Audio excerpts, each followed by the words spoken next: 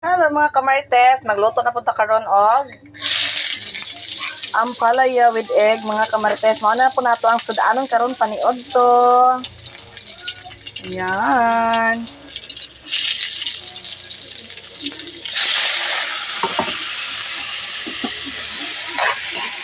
Nakapag bisa ang lamas. Bombay lang mga kamarites og kamatis.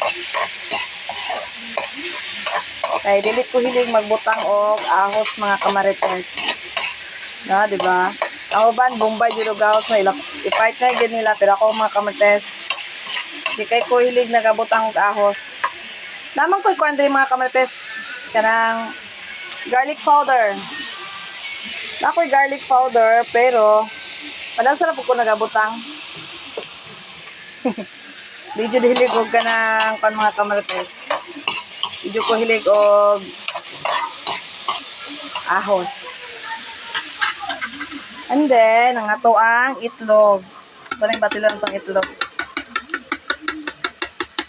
Patkabok ato ang gisagol nga itlog mga kamarites. Uy, take note na ino. Ang gulay karon perting mahal lang. Abi ni mo, ang palaya mga kamarites, 100 ng kilo sa pagkakaroon. Ambot lang lagi. Anong ning mahal ang ilahang kuan gulay karon kay kuno daw nagbaha. Ang tanong mga kamarites, mayo lagi og kanang gikumpra ni sa mga mag-uuma mga kamarites ang kaning ampalaya kini mga gulayon karon mga lamas ug usa pa mayo unta 100 ang kilo ilang baligya mga kamarites kung di pa kumpra punta nila sa punuan no og tag sabi sa dili sa punuan basta sa kanang mga mag-uuma mayon tag kumpra nila po sa sakto nga presyo. Para sa nang gikumpra kay 100 lang baligya. Mayo unta, base siguro sa palengke, base na ni sa 80, 30. Mayo unta pug gikumpra nila sa mag-uma 50 ang kilo mga kamarites. Kay una-una jud no ang mag-uma, grabe gyud. Ang mag-uuma ang grabe ka kay kahago. Dinumugay. Ikan pa sa paglimpyo sa luna ng imong tamnan mga kamarites.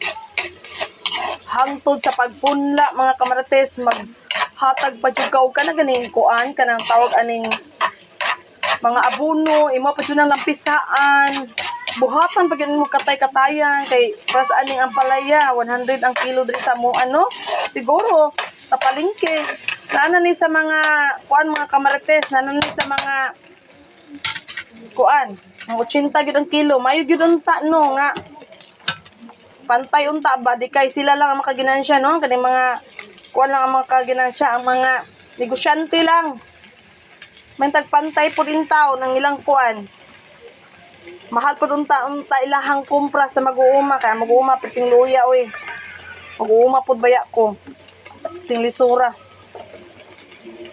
di lalim napaintaw sa bukid basta nang napa sa bukid imuhang umahan sus. Kung wala kay kanang sariling kabaw, wala kay sariling kangga, mga kamarites, imong lukduhon, or imo pa nang ipa purnalan og hakot mga kamarites.